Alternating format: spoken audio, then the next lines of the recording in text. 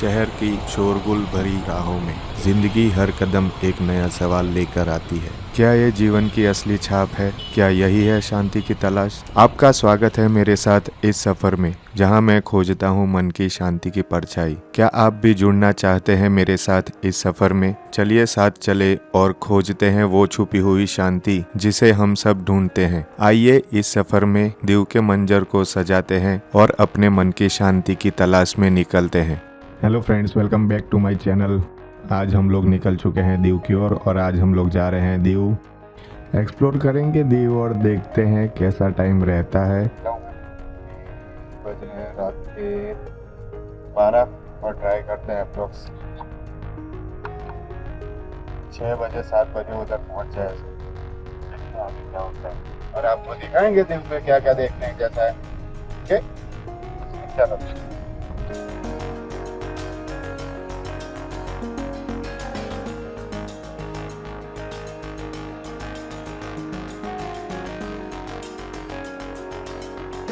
रातों की गहराइयों से निकलते हुए सफ़र का अगला प्रवास शुरू हो चुका है।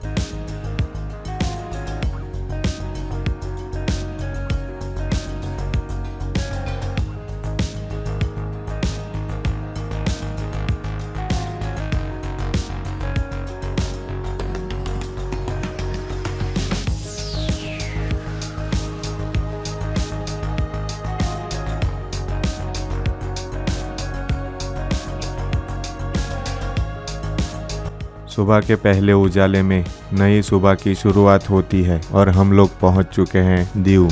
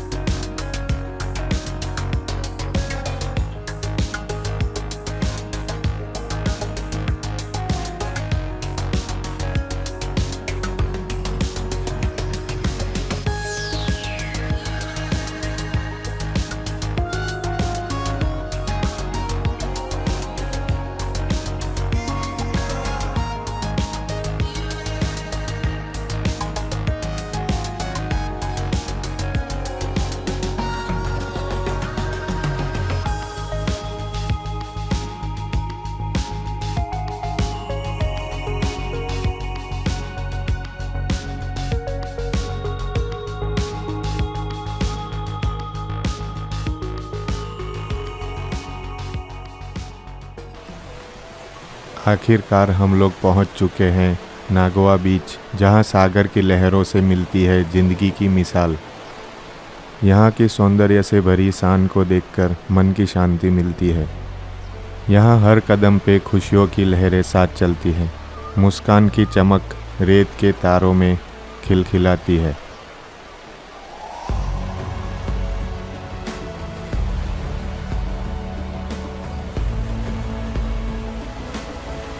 तो फ्रेंड्स, हम लोग पहुंच चुके हैं फाइनली दीव के बीच पे मॉर्निंग में।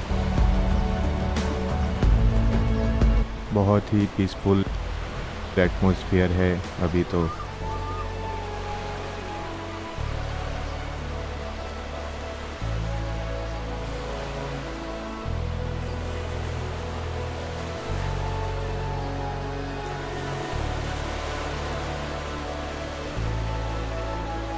नागोआ बीच, जहां हर रेत की दास्तान समंदर की झलक एक रंगीन तस्वीर बनाती है।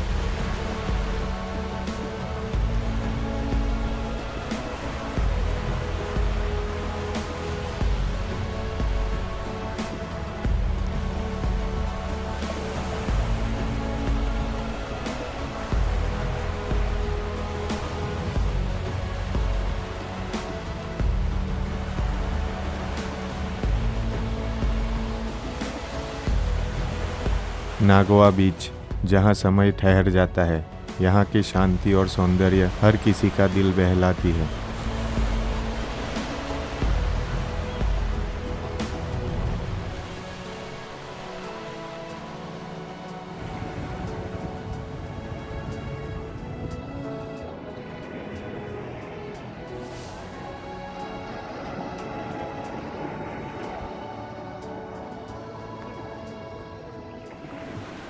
तो फ्रेंड्स, हम लोग बैठे हैं चेक इन टाइम हमारा अभी 10:30-11 बजे है, तो तब तक क्या करेंगे, तो बीच पे बैठे हैं छाँव में।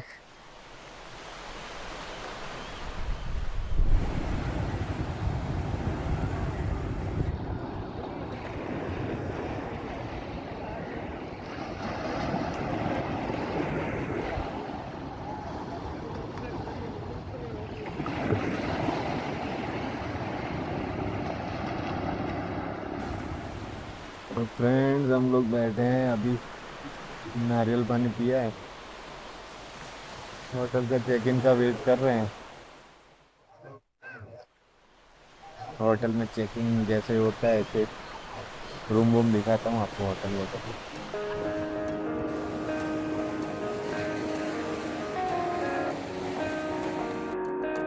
तो दोस्तों 10 बज गए हैं और हम लोग निकल चुके हैं हमारे नए डेस्टिनेशन, हमारे होटल की तरफ।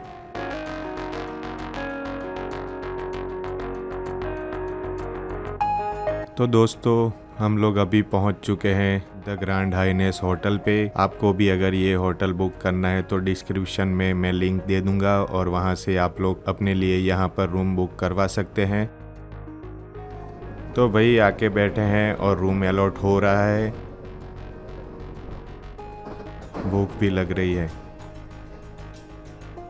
दिखाता हूँ ऊपर जाके आपको कैसा रूम है, क्या मिल रहा है हमको नाश्ते में, दिखाता हूँ आपको।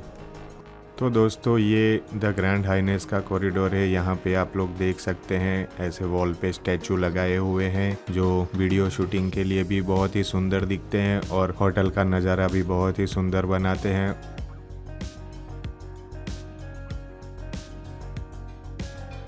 और ये सीटिंग एरिया है, यहाँ पे आप लोग बैठ सकते हैं।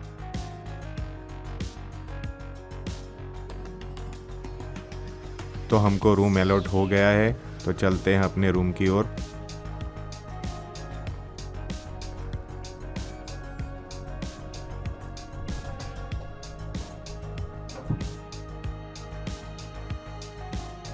तो रूम में एंटर होते हैं तो आपको यहाँ पे बेड मिलता है, एक कबर्ड मिलता है जिसके अंदर आप अपने कपड़े रख सकते हो, और पर्दा हटाते ही आपको बाहर में मिलती है एक गैलरी जहाँ पे आप सुबह चाय का आनंद ले सकते हैं।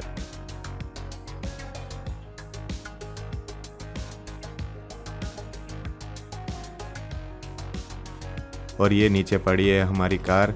तो आप लोग देख सकते हैं गाइस, यहाँ पे बहुत ही स्पेशियस कबर्ड है और नीचे हमको छोटा सा फ्रिज दिया गया हुआ है।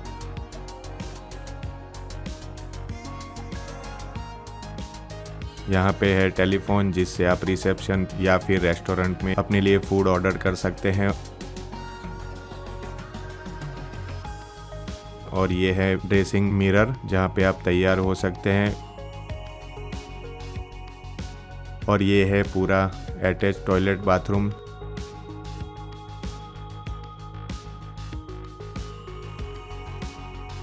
तो भाई अभी अभी चेकिंग हुआ है 11:30 बजे, और अभी फ्रेश होऊंगा, थोड़ा फ्रेश होके नाश्ता करके रेस्ट करूंगा। मिलता हूँ आपको 4 hours later. तो फ्रेंड्स रेडी होके निकल चुके हैं हम लोग, तैयार होके बीच पे जाएंगे और सनसेट का वीडियो शूट करेंगे। आज तो रेस्ट करने में ही पूरा दिन निकल गया। तो दोस्तों पिछले वीडियो में आपने देखा कैसे हम लोग अपने घर से निकल के शांति की खोज में आ गए थे दीव। अभी हम लोग जा रहे हैं जालंधर बीच, जहां पर हम आपको दिखाएंगे जालंधर बीच का समंदर का नज़ारा। तो जुड़े रहिए हमारी चैनल के साथ और सब्सक्राइब कीजिए हमारी चैनल को, वाव व्लॉगर को, और शेयर कीजिए हमारे चैनल को। तो चलिए दोस्तों शुरू करते हैं सफ़र और दिखाते हैं आपको जालंधर बीच की खूबसूरती। जब शाम की दस्तक होती है, मन की सारी बातें समेटकर अपने आप से मिलने का समय आता है। आज जालंधर बीच की ओर बढ़ते हैं अपने मन की गहराइयों में खो जाने के लिए। तो चलिए दोस्तों मेरे साथ जालंधर बीच पे। तो दोस्तों आनंद लीजिए जालंधर बीच के समंदर का और समंदर की लहरों को महसूस कीजिए अपने भीतर।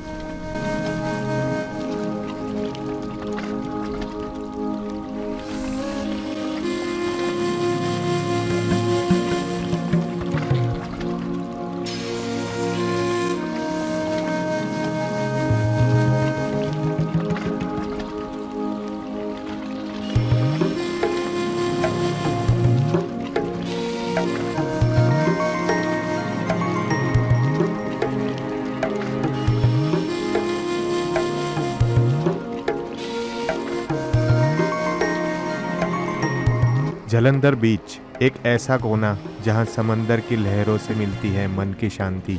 यहां हर कदम पर अपने आप से रूबरू होते हैं।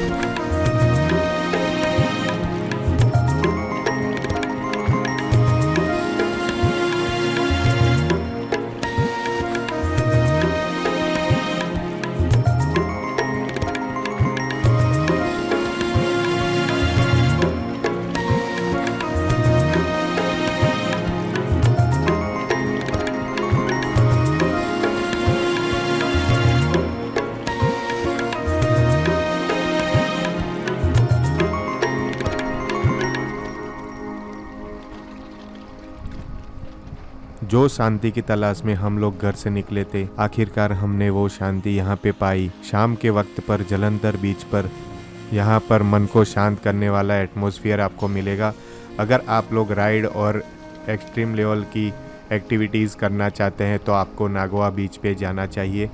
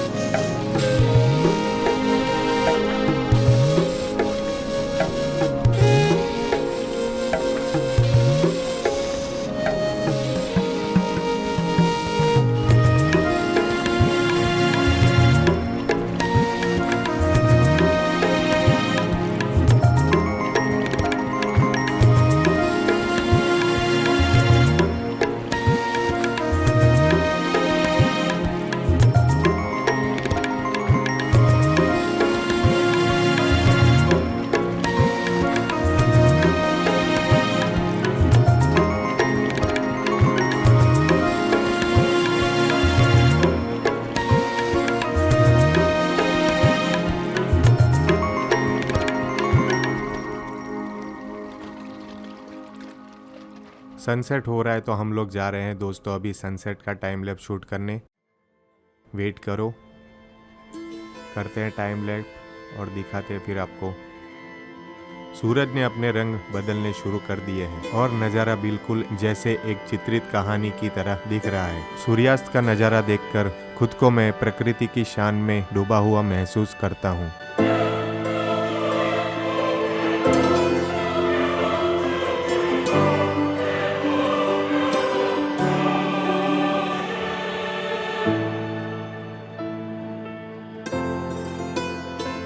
तो फ्रेंड्स हम लोग आ चुके हैं सनसेट पॉइंट पे। अभी हम बनाएंगे सनसेट का टाइम लैप्स। तो चलिए तो कैमरा सेटल कर लेते हैं पहले।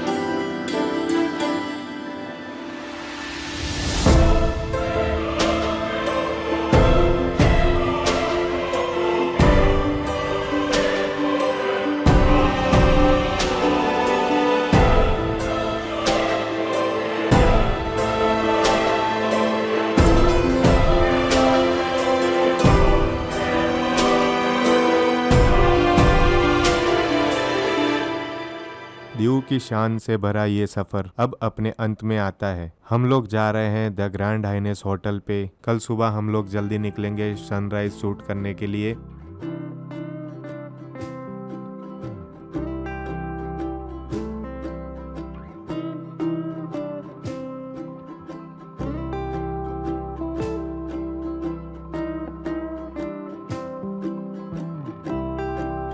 द ग्रैंड हाइनेस होटल एक ऐसा होटल है जहां पर आपको कंफर्ट और शान की झलक मिलती है। तो दोस्तों, हमने अपनी कार पार्किंग कर दी है और आपको फिर से दिखा रहे हैं द ग्रैंड हाइनेस का बाकी रहा हुआ एरिया। तो आप लोग भी देखिए, ये आगे एक ऐसा छोटा सा गार्डन बना हुआ है और उसके बाजू में मेन एंट्री गेट है जहां से आप अपनी कार को अंदर लाके होटल की पीछे की ओर पार्किंग एरिया में लेके जा सकते हैं। और ये है 3 मंजिला द ग्रैंड हाइनेस होटल और ये सुबह आपको दिखाया था वही कॉरिडोर।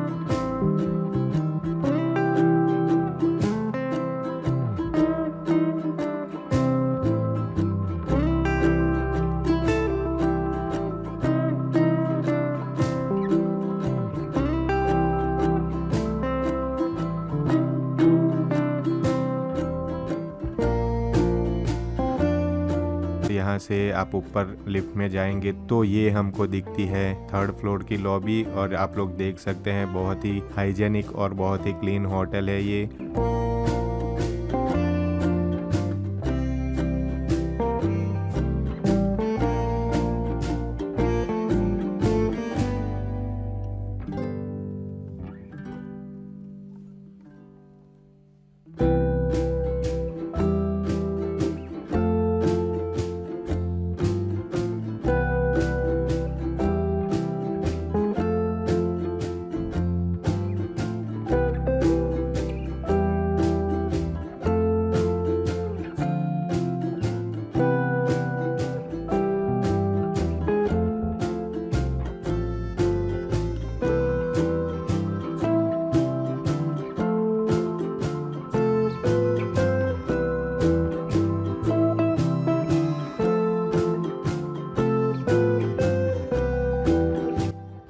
और दोस्तों, आप लोग यहाँ पर देख सकते हैं, यहाँ आगे की ओर बने हुए रूम्स है। तो यहाँ पे अलग अलग साइज के रूम आपको मिल जाएंगे। तो अगर आप लोग भी ये होटल बुक करना चाहते हैं तो आपको लिंक नीचे दे दूंगा। तो आपको ये वीडियो कैसा लगा हमें कमेंट में जरूर बताइए और हमारे चैनल को सब्सक्राइब कीजिए, वीडियो को लाइक कीजिए और शेयर कीजिए अपने दोस्तों के साथ। The next morning.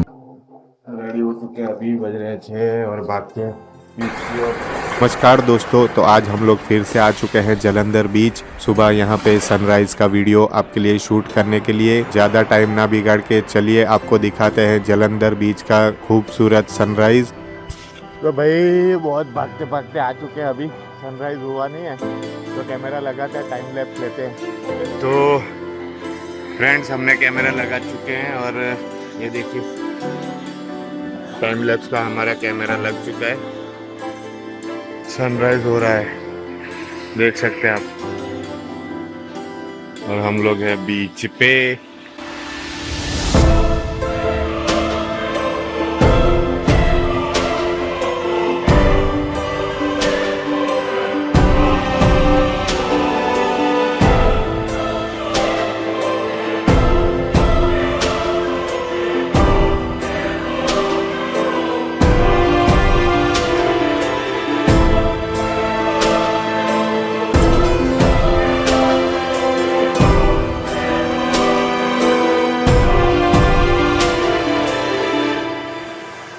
आज का सुनहरा सवेरा हमें फिर से जालंधर बीच की ओर ले आया है, जहां हम अपनी सुनहरी प्रकृति के साथ अपनी मंजिल खोजेंगे। सूरज की पहली किरणों के साथ जालंधर बीच का नज़ारा सचमुच बेहद खूबसूरत होता है। समंदर की लहरों की ध्वनि और सूरज की रोशनी एक शांतिपूर्ण संगीत की अनुभूति महसूस करवाती है। जालंधर बीच की सुंदरता, उसकी शांति और उसकी खासियत शब्दों में व्यक्त करना बहुत ही मुश्किल है।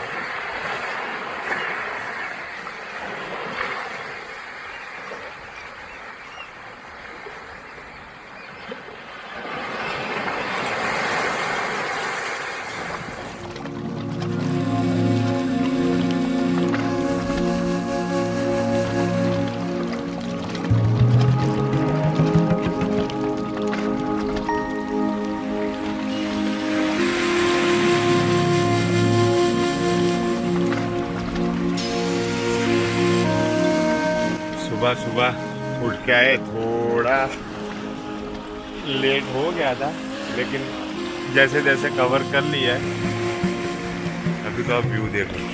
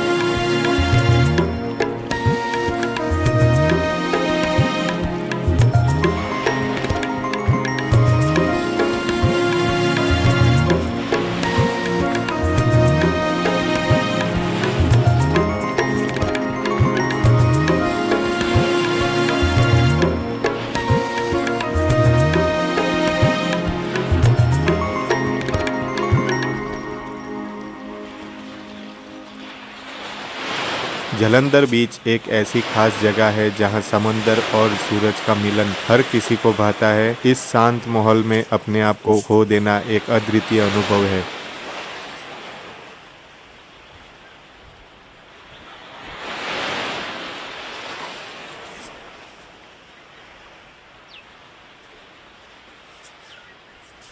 जलंधर बीच एक ऐसा स्थान है जहां हम समुद्र के साथ खुद को जोड़कर खुद के साथ ही जुड़ जाते हैं। यहां आकर हम अपने आप को पुनः पाते हैं।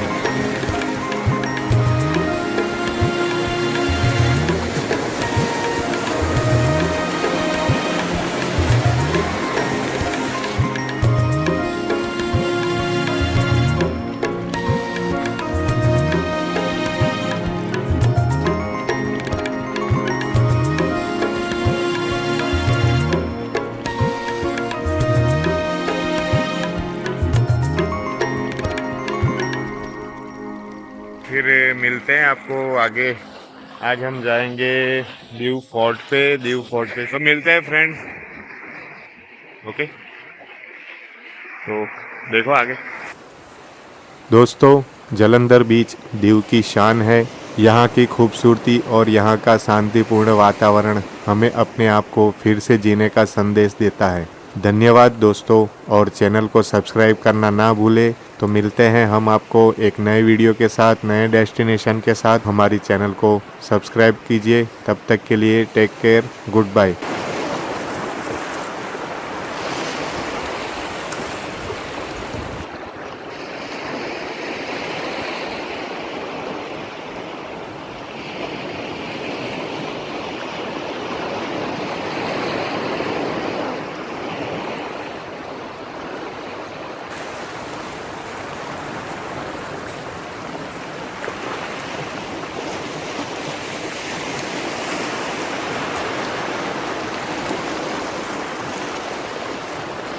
तो जुड़े रहिए हमारी चैनल। The next morning. तो फ्रेंड्स, हम लोग आ चुके हैं अभी हेरिटेज वॉकवे पे।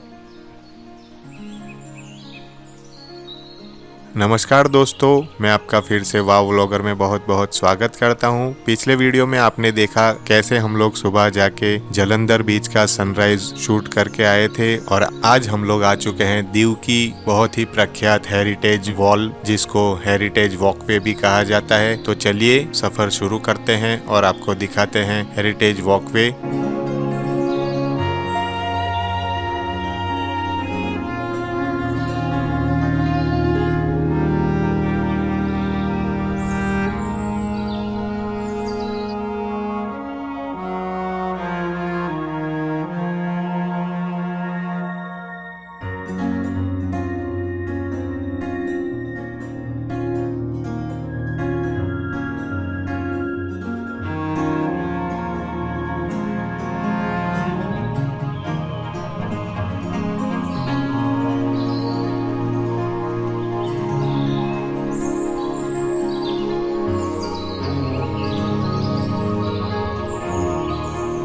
हेरिटेज वॉकवे दीव में गुजरात में आया हुआ है। इस वॉल का निर्माण पुर्तगाली शासनकाल में हुआ था, जिसको बनाने का उद्देश्य दीव की रक्षा करने का था। यह दीवार पत्थर और चूने के मोर्टार का उपयोग करके बनाई गई है, और इस दीवार ने दीव की मुख्य बस्ती को घेरा था, जिसके अंदर शहर और पुर्तगाली किला भी शामिल है।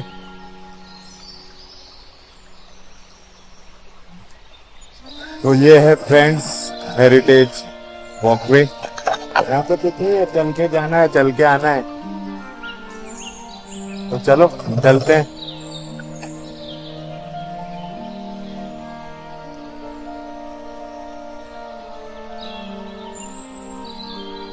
तो दोस्तों, आप लोग देख सकते हैं ये दीव की हेरिटेज वॉल का वॉकवे है, जिसके ऊपर अभी हम लोग जा रहे हैं। ये वॉल बहुत ही लंबी, और इसका स्टार्टिंग पॉइंट शेल मॉन्यूमेंट जो बना हुआ है वो सर्कल से चालू होता है और जालंधर बीच तक आता है। जालंधर बीच पर आकर ये वॉल खत्म होती है।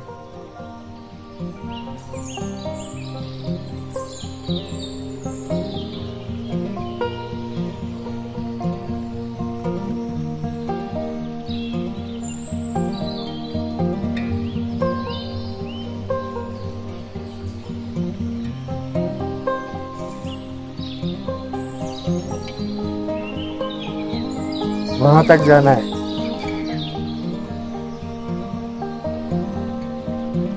इस वॉल का मुख्य उद्देश्य द्वीप को सुरक्षित रखना था और उसे भूमि आधारित और समुद्र आधारित दुश्मनों के हमलों से बचाने के लिए योजनाबद्ध किया गया था। इस दीवार को रणवीरता, रैम्पार्ट्स और गेट्स के साथ रणनीतिक रूप से डिजाइन किया गया था। वहाँ पर बीच है, हम लोग वहाँ पे ऊपर चढ़ के वहाँ से वॉक करते करते इधर से आए, और यहाँ से हम लोग जाएंगे इधर।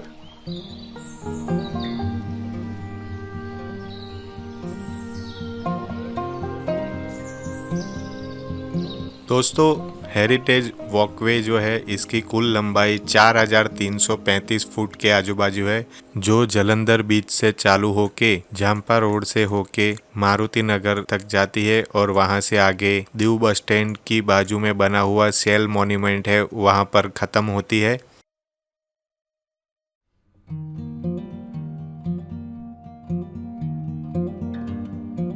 अगर आप लोग भी अगर दीव आते हैं तो एक बार यहाँ की मुलाकात जरूर से लीजिए। अगर आप लोग आना चाहते हैं हेरिटेज वॉकवे पे, तो हम लोग आपको सजेस्ट करेंगे कि आप लोग मॉर्निंग में जब धूप कम हो तब आ जाइए।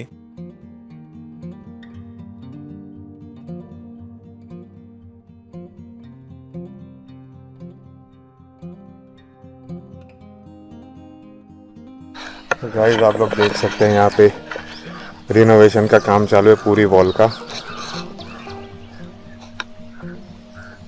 तो चलते हैं, आगे जाते हैं और नीचे नीचे उतर के फिर आपको आगे का टूर में दूसरा व्यू दिखाते हैं,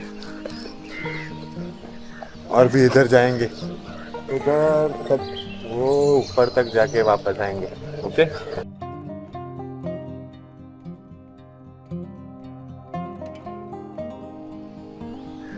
ब्लू वॉल तो बहुत लंबा है, वहाँ भी आगे जा रहा है। हमको और भी बहुत कुछ शूट करना है। जैसे जैसे आप आगे बढ़ते हो ना तो पूरा व्यू दिखने लगता है।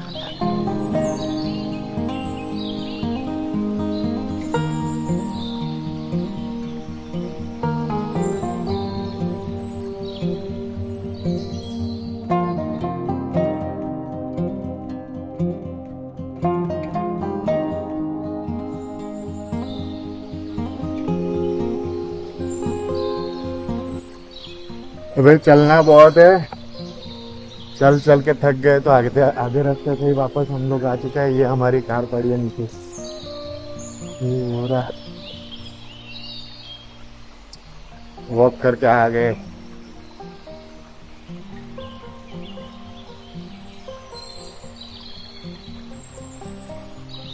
तो दोस्तों हम लोग हेरिटेज वॉकवे पे जाके अभी रिटर्न हो चुके हैं और अभी इसके बाद के वीडियो में हम लोग आपको दिखाने वाले हैं दीव का फेमस किला।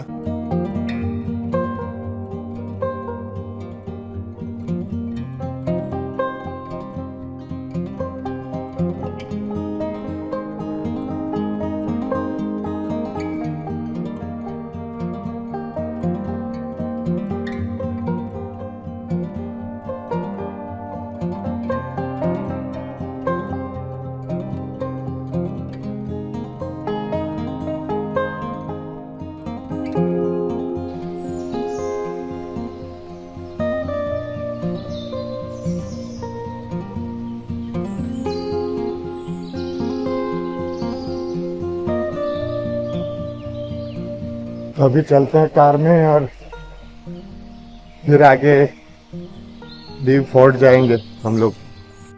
ओके, तो मिलते हैं दीव फोर्ट पे जाके। अभी सुबह सुबह तो एटमॉस्फेयर ठंडा है तो अच्छा है, अदरवाइज दोपहर को तो बहुत हार्ड हो जाएगा। तो ये है हमारी कार और हम लोग अभी जा रहे हैं वापस। नमस्कार दोस्तों, मैं वाव व्लॉगर में आपका बहुत बहुत स्वागत करता हूं। पिछले वीडियो में आपने देखा हम लोग गए थे हेरिटेज वॉकवे पे और आज हम आपको दिखाने आए हैं दीव का मशहूर किला। तो चलिए दोस्तों चलते हैं दीव के मशहूर किले के अंदर और दिखाते हैं आपको। अगर आप भी इस किले को देखने आना चाहते हैं तो ये किला टिकट फ्री है, यहाँ पे कोई भी टिकट लगती नहीं है। आप आना चाहे तो यहाँ पे फ्री में आ सकते हैं।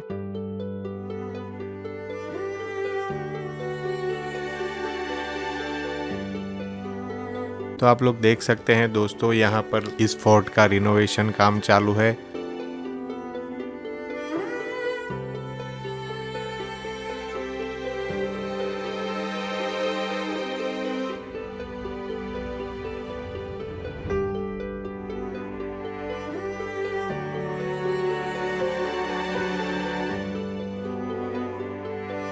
आप लोग सामने जो देख रहे हैं वो है काला पानी जेल और ये है दीव फोर्ट। तो दोस्तों ये है दीव फोर्ट का मेन गेट और यहाँ से आप लोग अंदर जाते हैं तो अंदर आपको दाईं ओर एक टूटा फूटा मंदिर दिखता है। उसके बिल्कुल सामने बना हुआ है एक गार्डन जिसके आजू बाजू बहुत ही जर्जरित हालत में पड़ी हुई इमारतें आपको दिखेगी।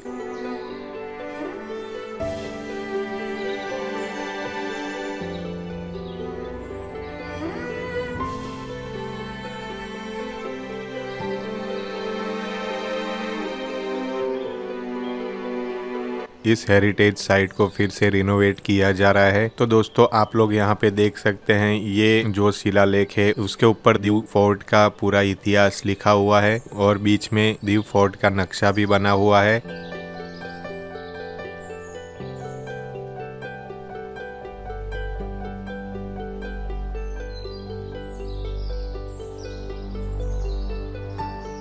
दोस्तों दीव के किले का इतिहास भारत में पुर्तगाली शासन से जुड़ा हुआ है। इस किले को पुर्तगाली सेना ने 16वीं सदी के दौरान बनाया था। यह किला दीव द्वीप पर स्थित है और इस किले को बनाने का मुख्य उद्देश्य उस समय में व्यापार और रक्षा के लिए महत्वपूर्ण स्थान को सुरक्षित करना था।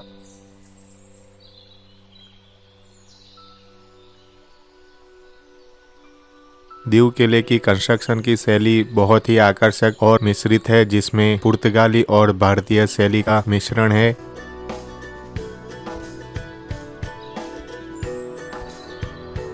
यह किला विभिन्न लड़ाइयों और घेराबंदियों का साक्षी है और आज भी एक प्रमुख पर्यटक स्थल है।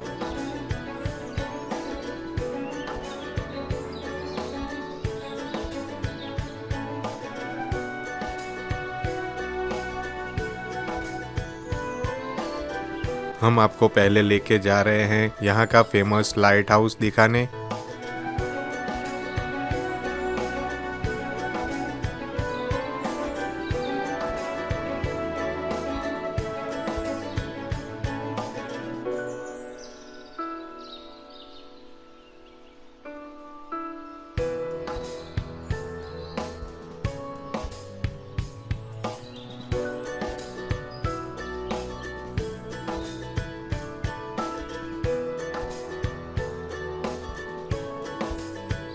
तो दोस्तों हम लोग आ चुके हैं लाइट हाउस पर और आप लोग देख सकते हैं ये लाइट हाउस बहुत ही बड़ा है और इस लाइट हाउस से पुराने ज़माने में जहाज को रास्ता दिखाने के लिए इसका उपयोग होता था और यहाँ पे इस किले को बचाने के लिए और द्वीप की सुरक्षा के लिए बहुत सारी तोपें भी लगाई गई है।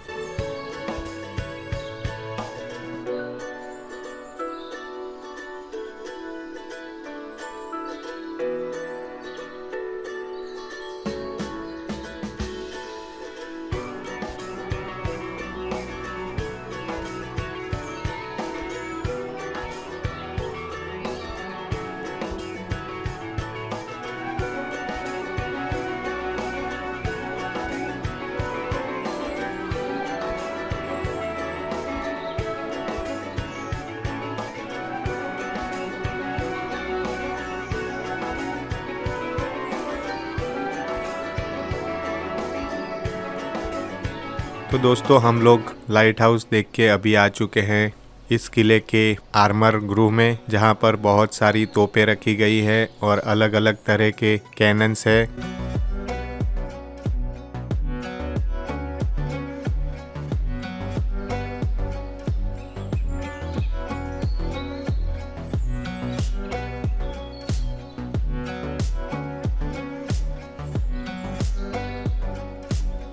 तो हम लोग आर्मर रूम से बाहर निकल के आ गए हैं किले की छत पर। यहाँ पर भी आप लोग देख सकते हैं बहुत सारी तोपें रखी गई है।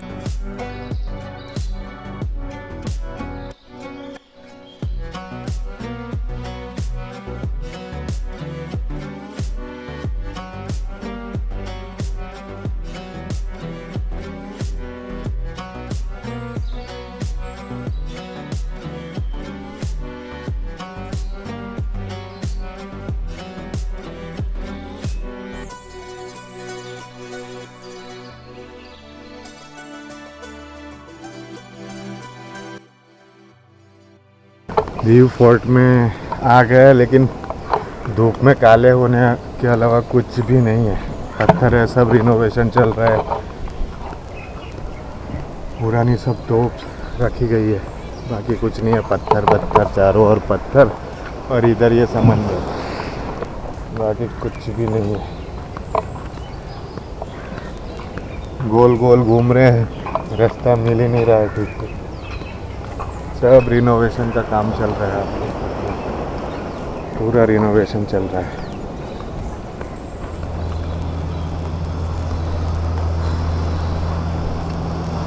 बहुत ही गर्म है।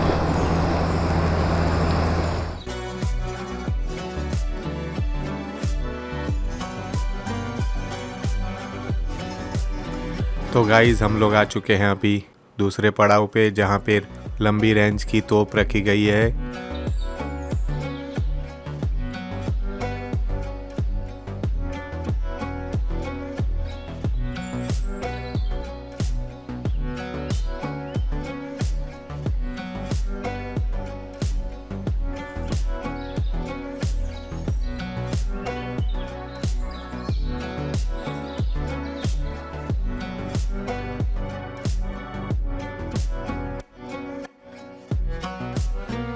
दीव किला 3 तरफ से समुद्र से सुरक्षित है और जमीन की तरफ से ठोस चट्टान को काटकर बनाई गई गहरी खाई से सुरक्षित है, और इस किले को बुर्जों पर रखी कई तोपों द्वारा सुरक्षित किया गया था।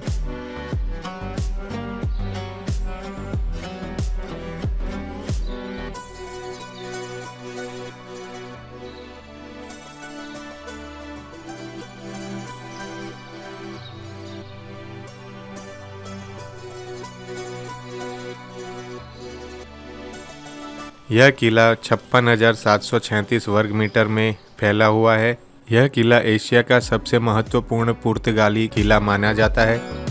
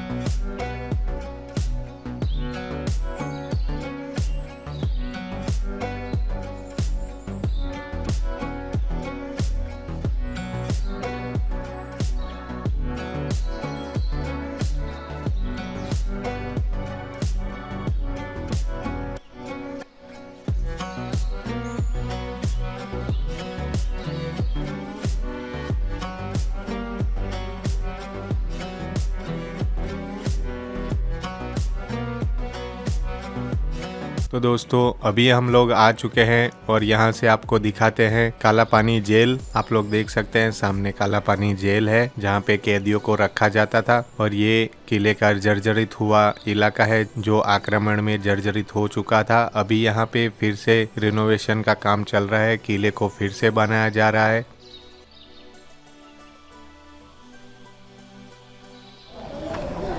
काला होने के लिए आने का ये तो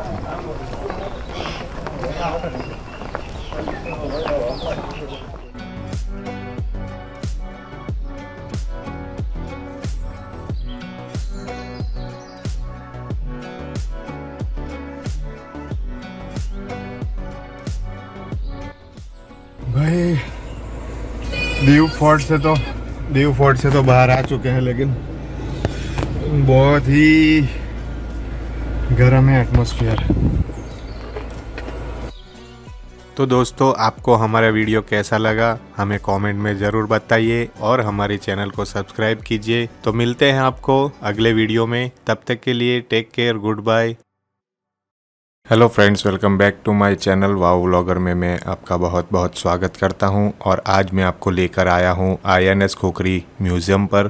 दोस्तों ये म्यूज़ियम में जाने के लिए 15 साल से ऊपर आपको 100 रुपया टिकट लगेगी और 15 साल के नीचे 50 रुपया टिकट लगेगी। और भूतपूर्व सैनिकों के लिए कोई भी टिकट नहीं लगती है। INS खोखरी म्यूज़ियम सुबह 8 बजे से दोपहर 1 बजे तक और दोपहर को 2 बजे से शाम के 7 बजे तक खुला रहता है। दोस्तों भारतीय सेना का नेवल जहाज खोखरी 1971 में भारत पाकिस्तान युद्ध के दौरान एक पाकिस्तानी जहाज से आई 3 टॉर्पीडो का शिकार हुआ था। 9 दिसंबर 1971 में दीव द्वीप के समुद्र तट से 40 नॉटिकल मील की दूरी पर यह जहाज डूब गया था, जिसमें 18 अधिकारी और 176 सैनिकों सहित कुल 194 लोगों की मौत हो गई थी। भारतीय नौसेना के कमांडर महेंद्र नाथ मुल्ला इस नेवल जहाज के कमांडिंग ऑफिसर थे। महेंद्र नाथ मुल्ला ने INS खोखरी के डूबने पर उसका साथ ना छोड़ के उसकी साथ ही जल समाधि ले ली थी, जिसकी वजह से कप्तान मुल्ला और उनके वीर सैनिकों का यह साहसिक कारनामा भारतीय नौसेना की अदम्य स्पर्धा और अडिग धैर्य का उदाहरण है। तो चलिए दोस्तों एक्सप्लोर करते हैं INS खोखरी P49 को। बने रहिए हमारी चैनल के साथ और सब्सक्राइब कीजिए हमारी चैनल को। तो दोस्तों आप लोग टिकट लेके जैसे ही INS खोखरी पे चढ़ते हैं तो सामने दाईं ओर आपको INS खोखरी म्यूजियम में जाने के रास्ते दिखाई देते हैं, जिसमें एक अंदर जाने का रास्ता है, दूसरा बाहर आने का रास्ता है और उसके ऊपर इस जहाज का कंट्रोलिंग डेस्क बना हुआ है।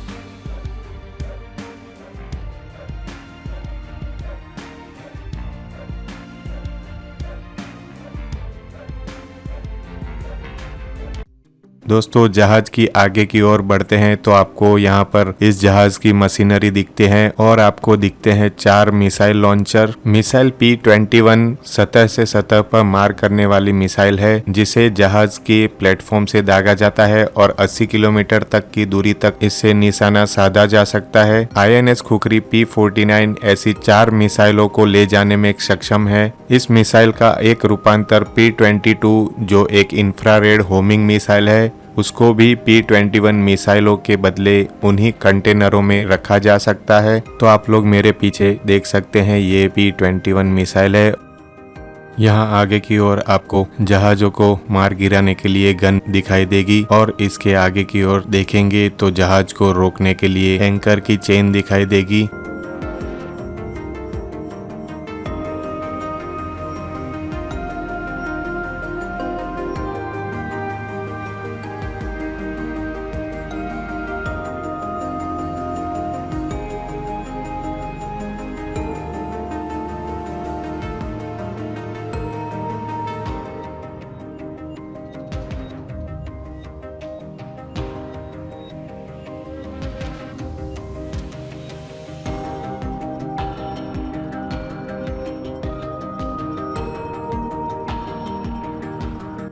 तो चलिए दोस्तों हम लोग आपको लेकर चलते हैं अभी INS खुखरी P-49 के अंदर। तो ये दरवाजे से आपको अंदर की तरफ जाना है। जैसे ही आप अंदर जाते हैं आपको करीबन 3 फुट चौड़ी गली दिखाई देगी जिसके अंदर जाते आप जहाज में आगे की ओर बढ़ते जाएंगे तो आपको अलग अलग रूम दिखाई देंगे। तो आप लोग देख सकते हैं दोस्तों ये कैबिन नंबर 3 है। यहाँ पर 3 नौसैनिकों के सोने की जगह है।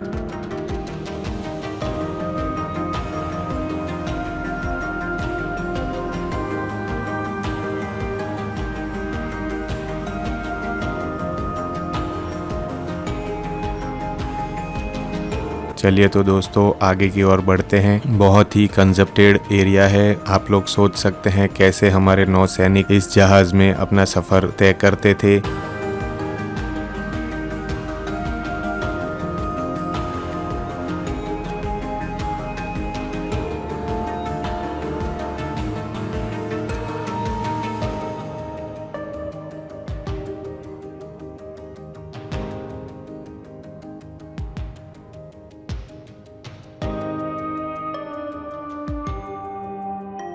ये दिखाई दे रहा है इस जहाज का किचन एरिया जहां पर इस जहाज पे सफर करने वाले सभी सैनिकों के लिए खाना पकाया जाता था और किचन से बाहर आते ही उसके बिल्कुल सामने एक स्विच बनी हुई होती थी जहां पर अगर ये गैलरी में आग लग जाती है तो ये बटन से आग को बुझा सकते थे। तो चलिए दोस्तों आगे की ओर बढ़ते हैं। ये किचन से जुड़ा हुआ फनल एरिया है जहाँ से किचन का धुआं फनल से बाहर की ओर छोड़ा जाता था। तो दोस्तों आप लोग जैसे जैसे आगे बढ़ते हैं तो आपको ये दिखता है डाइनिंग एरिया जहाँ पर ये जहाज में सफर करने वाले सभी लोग खाना खाया करते थे।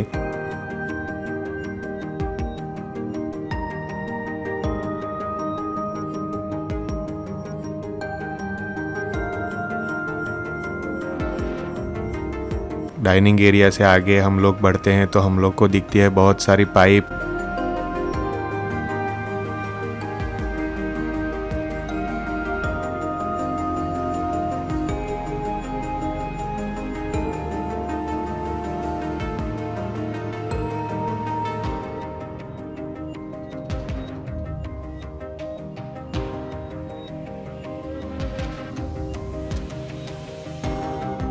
ये है यहाँ का रीडिंग एरिया। यहाँ पर जहाज में सफर करने वाले सभी लोग न्यूज़पेपर और किताबें पढ़ा करते थे।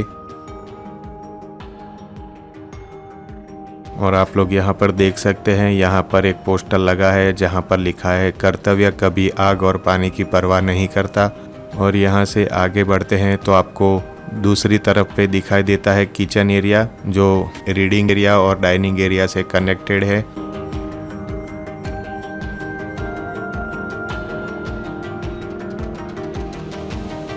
तो दोस्तों हम लोग आगे बढ़ रहे हैं और आप लोग देख सकते हैं ये यहाँ का इमरजेंसी मेडिकल रूम है और उसके बाजू में बना हुआ है यहाँ का बेडरूम जहाँ पर 9 सैनिक सोया करते थे।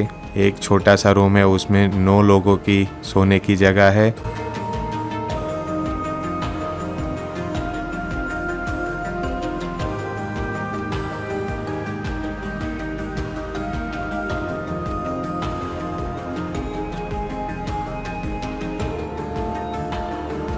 तो चलिए दोस्तों आगे बढ़ते हैं और आपको ले जाते हैं INS खुखरी के पिछले हिस्से में। तो आप लोग पिछले हिस्से में जाते हैं तो यहाँ पर आपको मिलेगा ये जहाज का आर्मरी रूम, जहाँ पे जाना मना है और वो रूम लॉक रहता है।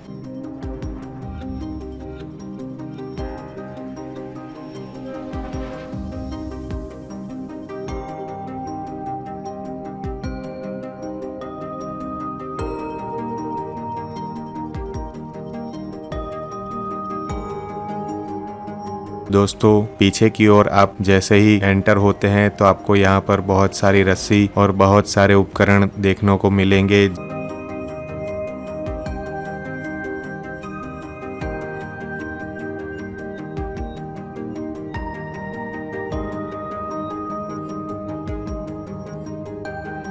तो ये सब चीज़ें देखते देखते जैसे आगे बढ़ते हैं तो आपको एक सीढ़ी मिलती है। इस सीढ़ी से आप जैसे ही ऊपर जाते हैं तो दोस्तों आपको सामने की ओर मिलता है एक हेलीपैड, जहां पर हेलीकॉप्टर उतारे जा सकते थे। और वहां पर सामने की ओर आपको दिखेगी 2 AK-630 गन। दोस्तों AK-630 6 बैरल 30 mm रोटरी तोप पर आधारित पूरी तरह से फुल्ली ऑटोमेटिक नौसैनिक क्लोज इन हथियार प्रणाली है।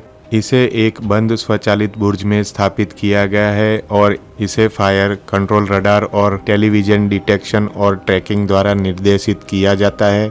इस कैनन का उपयोग हॉस्टाइल एयरक्राफ्ट और हेलीकॉप्टर को गिराने के लिए किया जाता था और इसकी फायरिंग रेट 4 किलोमीटर पर सेकंड है और ये कैनन 1 मिनट में 4000 से 5000 राउंड फायर करती है।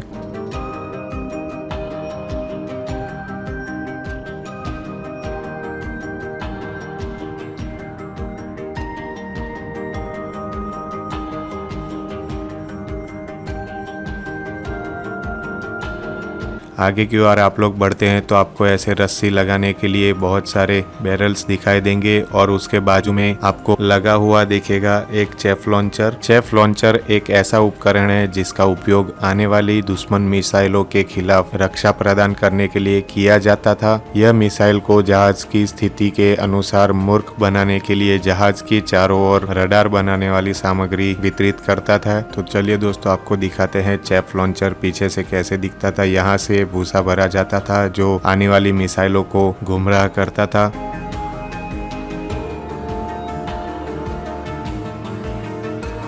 तो दोस्तों चेफ लॉन्चर को देख के आप लोग जैसे ही आगे बढ़ते हैं तो आपको एक सीढ़ी मिलती है जो सीढ़ी से ऊपर की ओर जा सकते हैं। यहाँ पर ऊपर आते हैं तो आपको एक गलियारी दिखेगी जहाँ पर चलते जाना है तो आप लोग सीधे पहुँचते हैं जहाज की आगे की ओर बने हुए जहाज को कंट्रोल करने वाले कमरे में, जिसको ब्रिज बोला जाता है। तो दोस्तों ब्रिज जहाज का वो कमरा है जहाँ से जहाज को कमांड किया जा सकता है। जब कोई जहाज चल रहा होता है तो बेज को वॉच के एक अधिकारी द्वारा संचालित किया जाता है।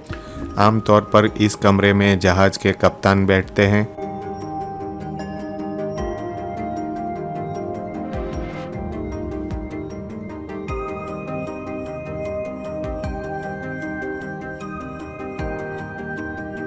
तो आप लोग देख सकते हैं दोस्तों यहाँ पर जहाज को कंट्रोल करने वाली बहुत सारी वायर्स है और आपको यहाँ पर इस कमरे के पीछे की ओर जहाज को कंट्रोल करने वाले बहुत सारे कंट्रोलिंग स्विचेस और पावर आउटलेट दिखेंगे।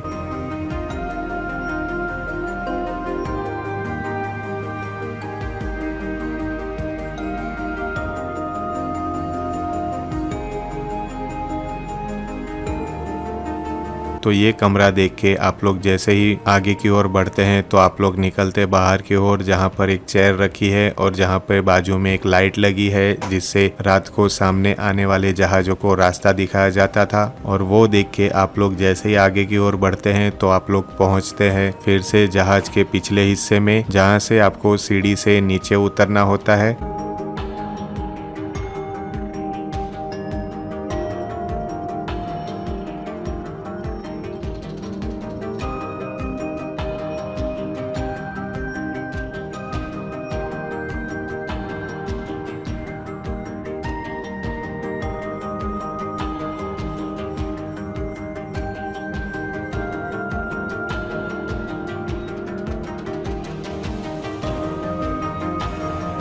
तो जैसे ही सीढ़ी से आप लोग नीचे उतरते हैं तो आपको आगे की ओर बढ़ना होता है और यहाँ पर आपको बहुत सारे बैरल्स दिखेंगे जो फ्यूल ले जाने में काम लगते थे। और वहाँ से आगे बढ़ते आपको छोटे से दरवाजे से एक और सीढ़ी दिखेगी जो आपको नीचे की ओर लेकर आती है।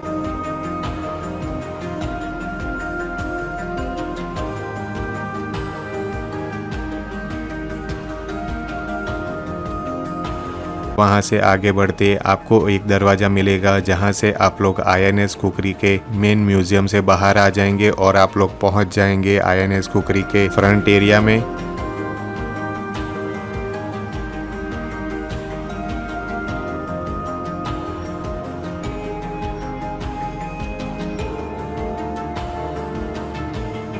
तो दोस्तों हम लोग INS खुखरी विजिट करके बाहर आ चुके हैं। आपको हमारा ये वीडियो कैसा लगा हमें कमेंट में ज़रूर बताइए और हमारी चैनल को सब्सक्राइब कीजिए। मिलते हैं आपको एक नए डेस्टिनेशन नए वीडियो के साथ। तब तक के लिए take care, good bye.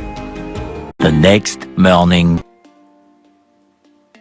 Hello दोस्तों, कैसे हैं आप सब लोग। सुबह का सनराइज हो चुका है और हम लोग आ चुके हैं आपके लिए एक नया वीडियो लेके। आज हम आपको लेकर जाने वाले हैं नागोआ बीच, जहां पर हम लोग सुबह सुबह पहुंच गए थे और हम आज करने वाले हैं वाटर एक्टिविटीज। तो हमने विजय सागर वाटर स्पॉट से टिकट ले ली है। आप लोग देखिए हमारा वीडियो। हमने ये 3 एक्टिविटीज का पैकेज लिया है जो हमको पड़ा है 2500 रुपये में। लेकिन अगर आप आते हैं और आप ज्यादा एक्टिविटीज करते हैं और बार्गेनिंग करते हैं तो आपको ये पैकेज सस्ता भी पड़ सकता है। तो वेट करने के बाद आखिर हम लोग पहुंच चुके हैं स्पीड बोट में और अभी हम लोग करने वाले हैं स्पीड बोटिंग।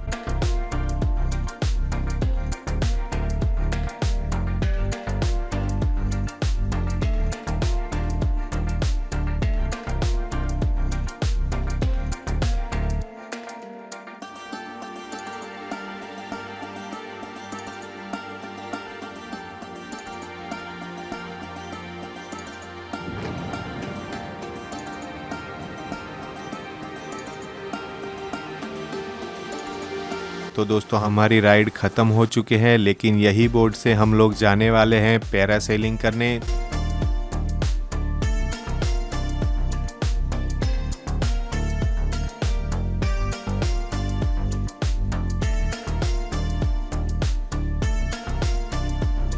तो दोस्तों हम लोग बैठ चुके हैं बोट पे और अभी हमारा नंबर आ चुका है। तो एंजॉय कीजिए आप भी हमारे साथ पैरासाइलिंग को। मैं आपको बोट पर से और ऊपर से दोनों व्यू दिखाऊंगा। तो देखिए दीव का नज़ारा मेरे साथ और बने रहिए हमारी चैनल के साथ।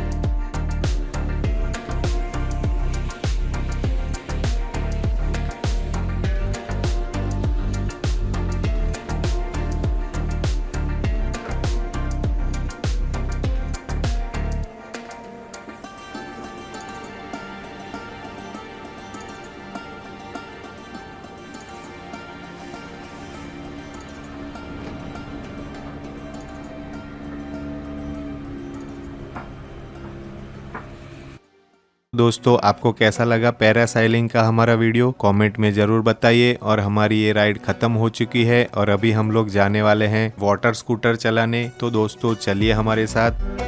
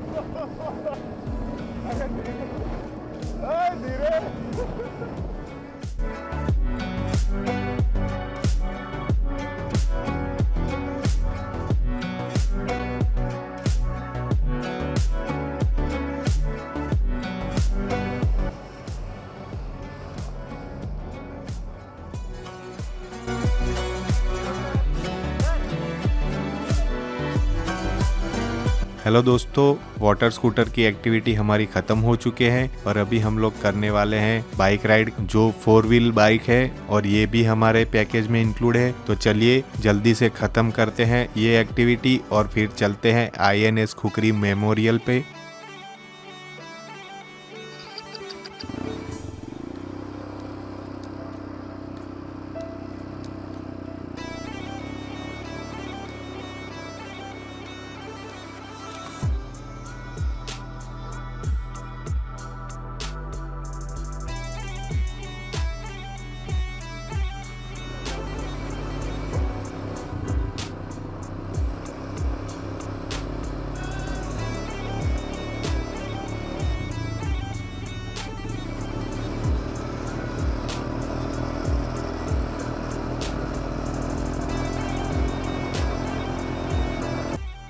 दोस्तों नागोआ बीच पे आपको बहुत सारी एक्टिविटीज करने के लिए मिल जाएंगी और यहाँ पे आपको फोटोग्राफर भी मिल जाएंगे। तो आप लोग अगर कैमरा लेकर नहीं आए तो कोई भी टेंशन लेने की ज़रूरत नहीं है। वाटर एक्टिविटीज़ के लिए भी आपको यहाँ पे बहुत सारी चॉइसेस मिलने वाली है। तो दोस्तों हमारी बाइक राइड ख़त्म हो चुके हैं और अभी हम लोग करवा रहे हैं यहाँ पे थोड़ा फोटोशूट। जैसे ही फोटोशूट ख़त्म होता है तो हम लोग जाएंगे INS खुकरी मेमोरियल पे। तो चलिए सीधा मिलते हैं आपको INS खुकरी मेमोरियल पर।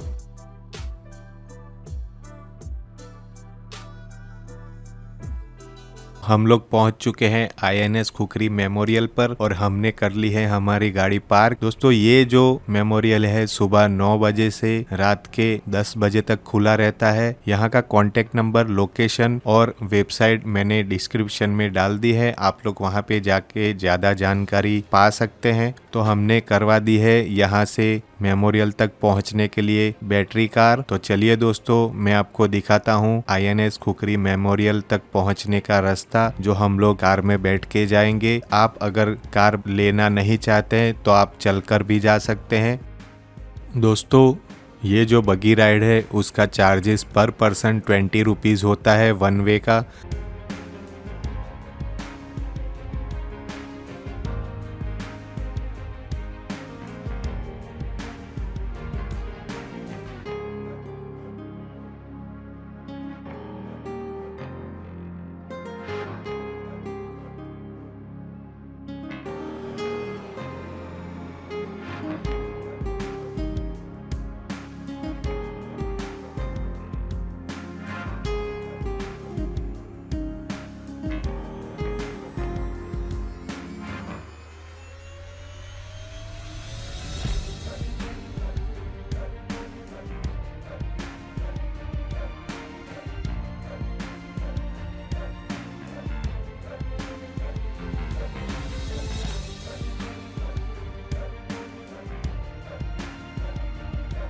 दोस्तों आईएनएस खुखरी मेमोरियल पर अगर आप आना चाहते हैं तो हम लोग आपको सजेस्ट करेंगे शाम के वक्त आइए, क्योंकि यहाँ पे शाम का नज़ारा बहुत ही सुंदर होता है।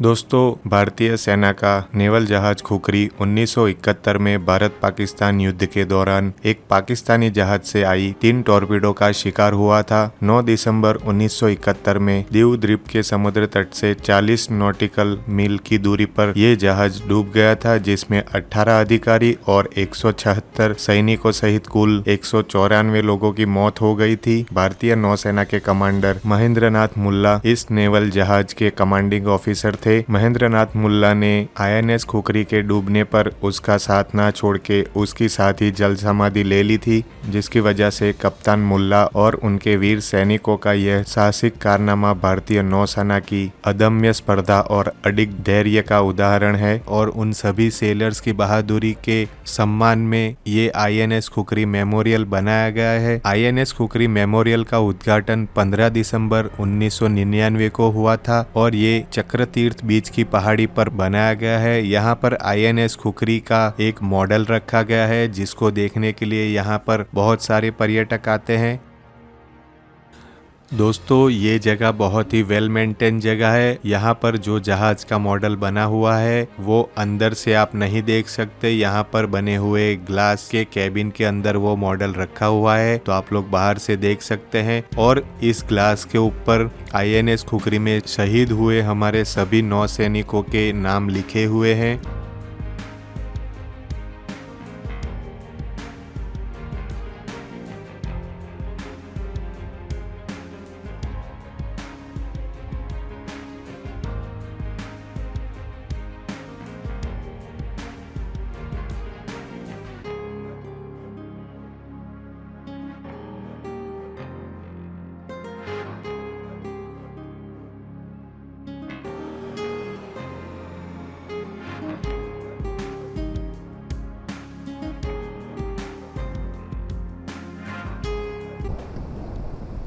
तो ये है आईएनएस खुखरी मेमोरियल।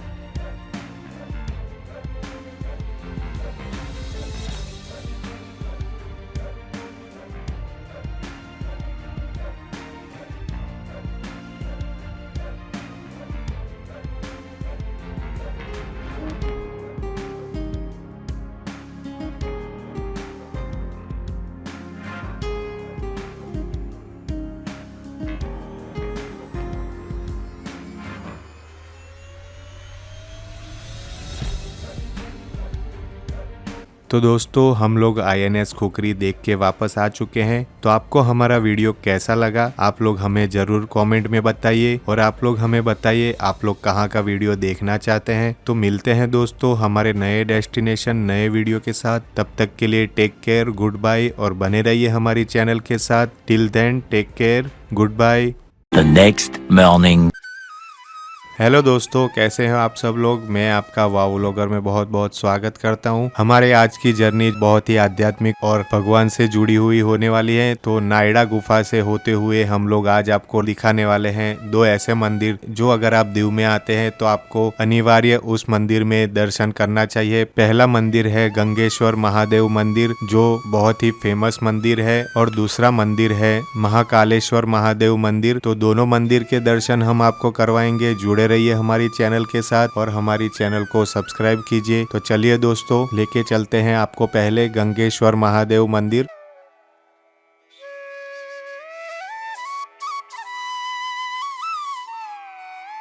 तो दोस्तों, हम लोग पहुंच चुके हैं अभी गंगेश्वर महादेव मंदिर।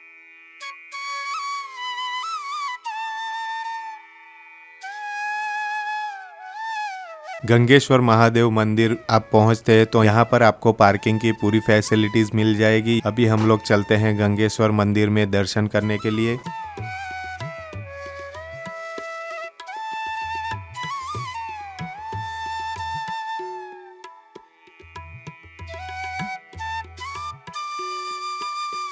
गंगेश्वर महादेव मंदिर दीव टापू में फूदाम गांव में आया हुआ है। अगर आप लोग भी यहां पर आना चाहते हैं तो मैं डिस्क्रिप्शन में इस मंदिर के लोकेशन की लिंक डाल दूंगा। आप लोग वहां से जाके लोकेशन द्वारा यहां पर पहुंच सकते हैं।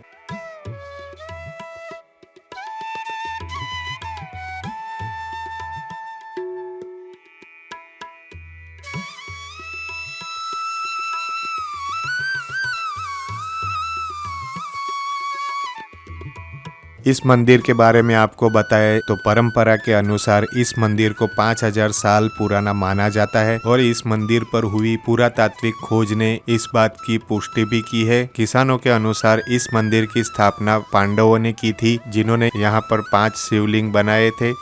दोस्तों, इस शिवलिंग का जलाभिषेक स्वयं समुद्र खुद सुबह शाम करता है।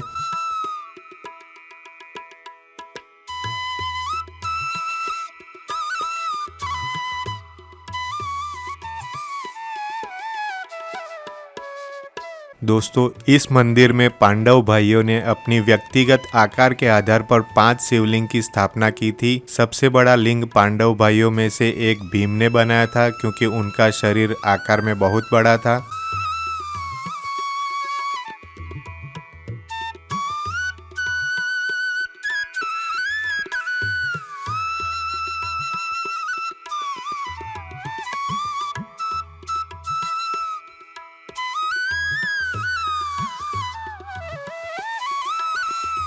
जब महाभारत के काल में वनवास के दौरान प्रतिदिन पांडव भगवान शिव की पूजा करने से वंचित रहते थे, तो उन्होंने गंगेश्वर महादेव के शिवलिंग की स्थापना की थी। ये मंदिर में गंगा के साथ शिव का नाम जोड़ा गया है, क्योंकि माना जाता है जब गंगा जी आसमान से पृथ्वी पर उतर रही थी तब भगवान शिव ने इनको अपनी जटाओं में धारण किया था, ताकि उनकी भयंकर धारा से पृथ्वी को बचाया जा सके। इसलिए भगवान शिव को गंगाधर या गंगेश्वर भी कहा जाता है। तो दोस्तों, आप लोग भी इस मंदिर के दर्शन कीजिए।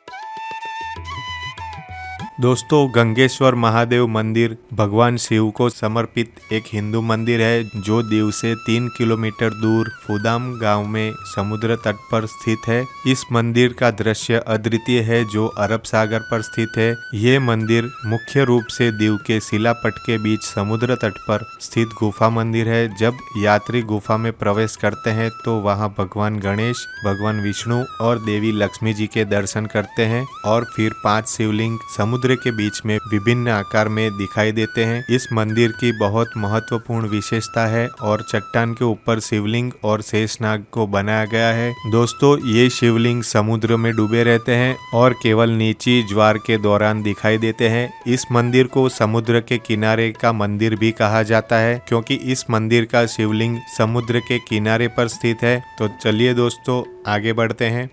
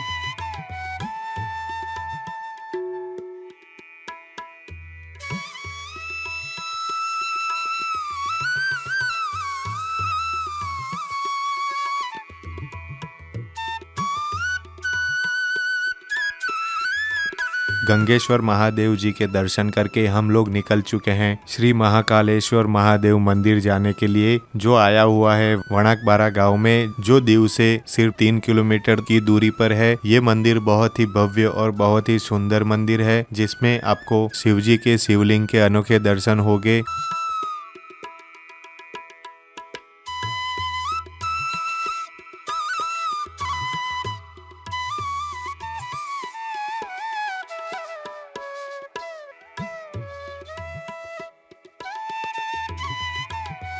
दोस्तों, आप लोग देख सकते हैं इस मंदिर की नक्काशी और कारीगरी बहुत ही सुंदर है।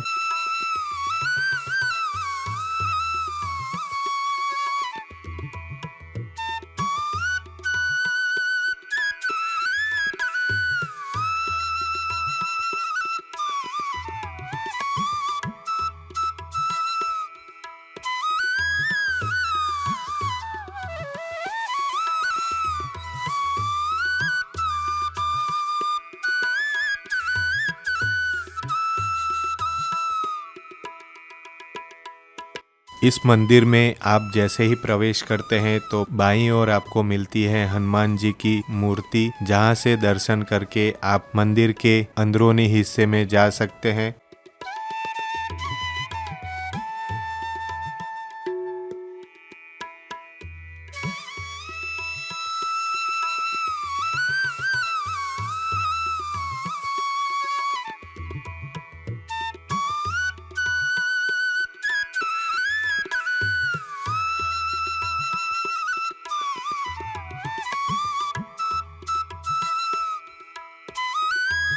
दोस्तों, जैसे ही आप मंदिर में प्रवेश करते हैं आपको बाईं ओर मिलता है श्री रामदेव जी महाराज का मंदिर, जहां पर दर्शन करके उसके बिल्कुल सामने बना हुआ है श्री अंबाजी माता का मंदिर।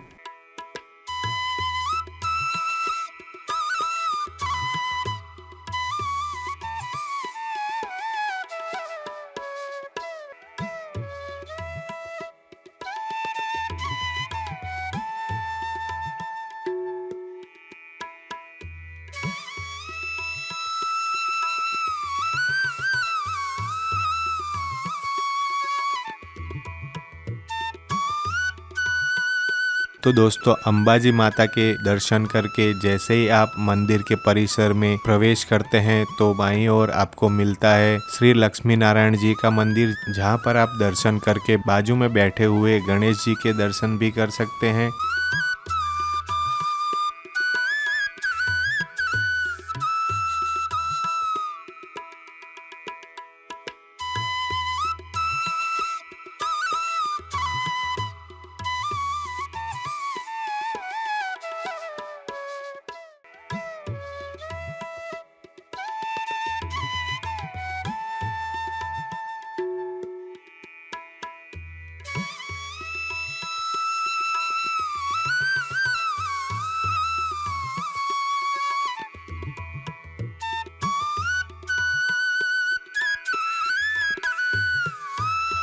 और वहां से बाईं ओर नंदी जी के दर्शन करते हुए आप जाएंगे तो आप हनुमान जी के दर्शन कर पाएंगे और फिर आपको राम दरबार मिलेगा, जिसमें राम, लक्ष्मण और सीता जी विराजमान है।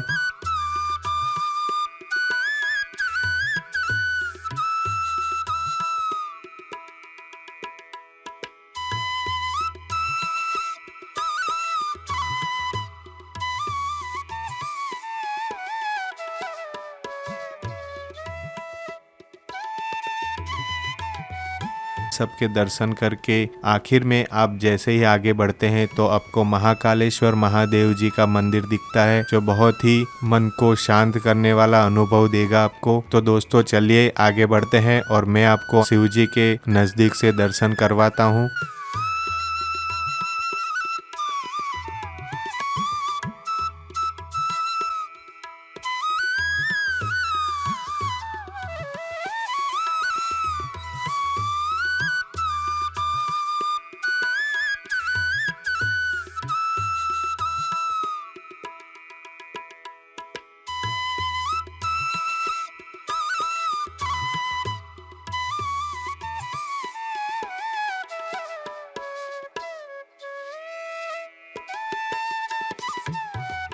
तो दोस्तों शिव जी के दर्शन करके आपको कैसा लगा आप हमें कमेंट में जरूर बताइए। आप लोग देख सकते हैं दोस्तों इस मंदिर का परिसर बहुत ही सुंदर और यहाँ का वातावरण बहुत ही शांत है। तो हम लोगों ने अभी महाकालेश्वर मंदिर के दर्शन कर लिए हैं। तो दोस्तों आपको ये वीडियो कैसा लगा हमें कमेंट में जरूर बताइए और हमारी चैनल को सब्सक्राइब कीजिए, वीडियो को लाइक कीजिए, शेयर कीजिए। तो मिलते हैं आपको नए डेस्टिनेशन नए वीडियो के साथ, तब तक के लिए take care, good bye. The next morning. Hello दोस्तों, welcome back to my channel wow vlogger में मैं आपका बहुत बहुत स्वागत करता हूं। आज मैं आपको लेकर जाने वाला हूं एक ऐसी जगह जहां पर जाके आपके मन को बहुत ही शांति मिलेगी। अगर आप भी दीव में आते हो तो एक बार इस जगह पे जरूर जाइए।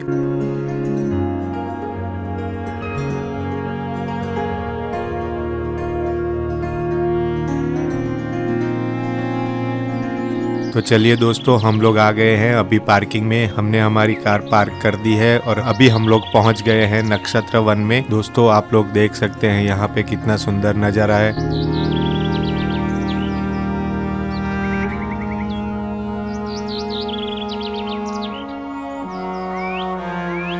दोस्तों ये पार्क जो है सुबह 6:30 बजे से शाम के 7 बजे तक खुला रहता है।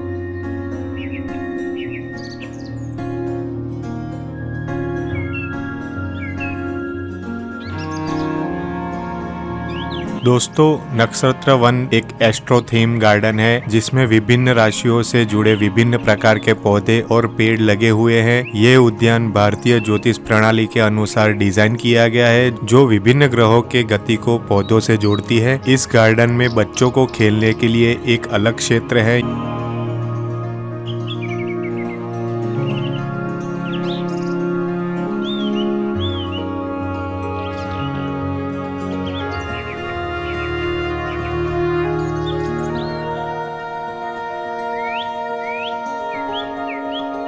इस गार्डन को बहुत ही अच्छी तरीके से मेंटेन किया गया है। और दोस्तों इस गार्डन में कई छोटे तालाब और विभिन्न प्रकार के पेड़ पौधे हैं। तालाबों को छोटे पुलों से जोड़ा गया है और यहाँ विभिन्न प्रकार के बत्तख रहते हैं।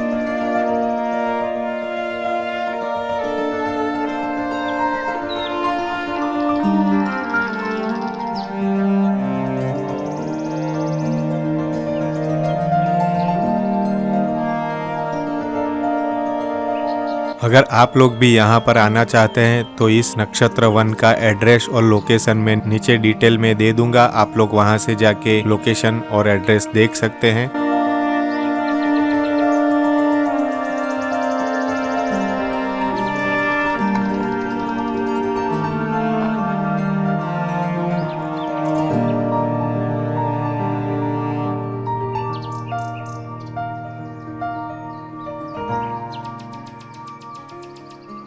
दोस्तों, नक्षत्र गार्डन अपनी औषधि जड़ी बूटियां और पौधों के लिए प्रसिद्ध है, जिसमें आयुर्वेदिक जड़ी बूटियां भी शामिल है। यहाँ पर गार्डन में घूमने के लिए बहुत ही आकर्षित और सुंदर रास्ते बनाए गए हैं, जिसमें वनस्पतियों की नेम प्लेट के साथ पौधे लगाए गए हैं।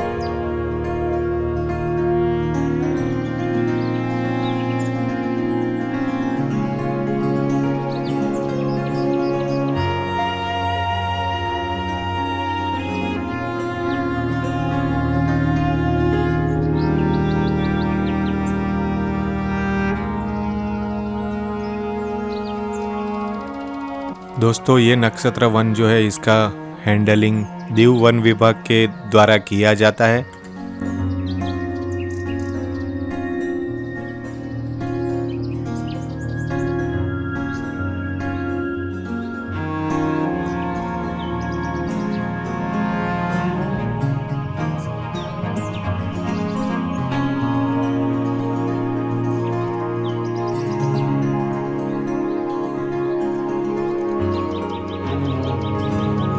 तो दोस्तों, हम लोग नक्षत्र वन देख के अभी निकल चुके हैं और हम लोग आपको अभी लेकर जाएंगे हमारे आज का दूसरा डेस्टिनेशन, जो दीव में बहुत ही फेमस है, लेकिन ज़्यादातर सभी टूरिस्ट ये प्लेसेस डिस्कवर नहीं करते हैं। हम आपको दिखाएंगे आज एक पेड़ जो बहुत ही फेमस है, जिसका नाम है रुखड़ो।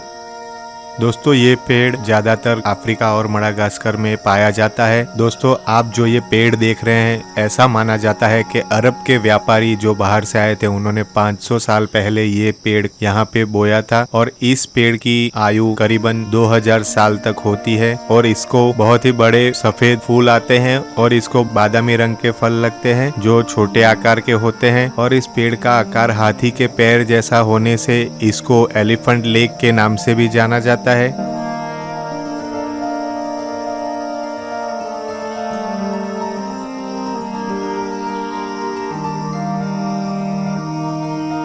इस पेड़ का धार्मिक मूल्य भी बहुत है। कई लोग यहाँ पर अपनी मान्यता पूरी करने के लिए आते हैं।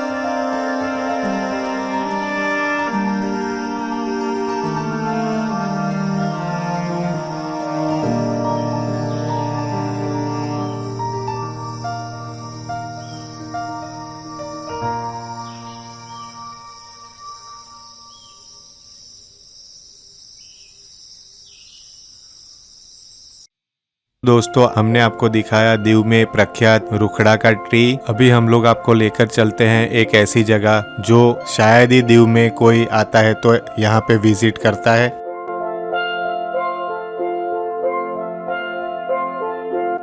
दोस्तों, आज हम आपको जो दिखाने लाए हैं उसको कहते हैं टावर ऑफ साइलेंस और इसका महत्व ये है कि पुराने जमाने में ज़ोरोआस्ट्रियन अंतिम संस्कार यहाँ पे किया जाता था और आकर्षित करने वाली बात यह है कि यहाँ पे मृतक शरीर को ना कब्र में डाला जाता था ना तो जलाया जाता था। यहाँ पे मृत शरीर को एक टावर ऑफ साइलेंस में पशु पक्षियों के सामने रखा जाता था, जिसे पश्चिम में शांति का मंदिर भी कहा जाता है और ऐसे कई टावर आज भी भारत में मौजूद है।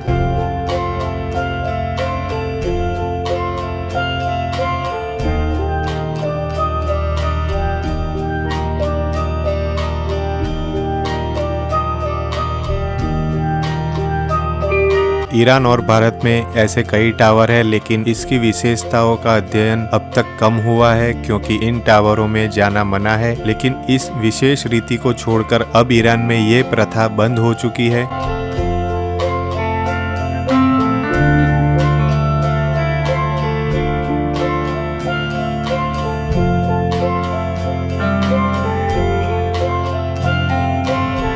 भारत और ईरान में कुछ पुराने टावर ऑफ साइलेंस अभी भी मौजूद है जो भविष्य में अध्ययन के लिए एक उत्कृष्ट अवसर प्रदान करते हैं। यह एक अनूठा अवसर है कि दीव में एक टावर ऑफ साइलेंस का संरक्षण हुआ है जो पिछली 2 सदियों में इस शैली के कई पहलुओं को स्पष्ट करता है।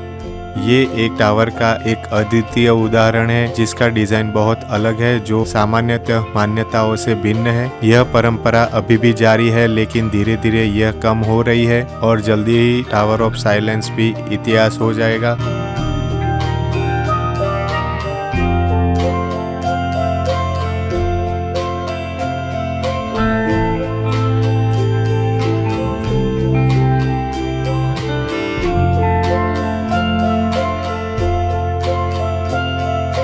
तो दोस्तों आप लोग देख सकते हैं ये जगह बहुत ही रोचक और इंटरेस्टिंग है। एक बार आपको यहाँ पे विजिट जरूर करना चाहिए।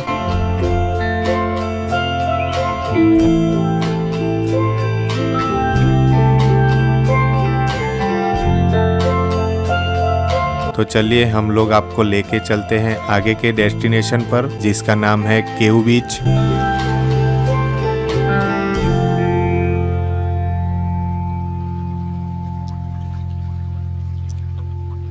दोस्तों केव बीच एक सनसेट पॉइंट है जहां पर आप सनसेट का नज़ारा देख सकते हैं और यहां पे बहुत ही ठंडी और बहुत ही तेज हवाएं चलती हैं। तो अगर आप शाम को ठंडी हवाओं का आनंद लेना चाहते हैं तो दीव में आपको केव बीच पे जाना चाहिए।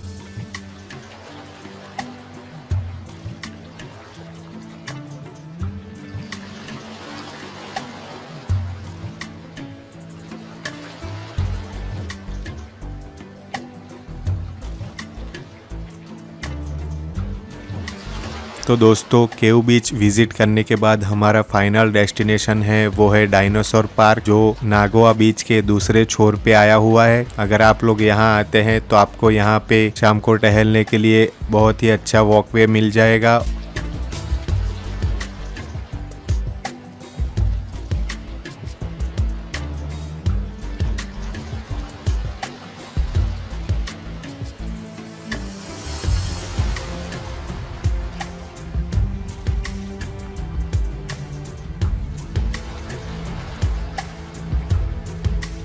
यहाँ पर सनसेट के टाइम पे शाम को समंदर की लहरें बहुत ही जोरों से उफान पे होती है और आपको बहुत ही ऊंची ऊंची लहरें दिखाई देगी।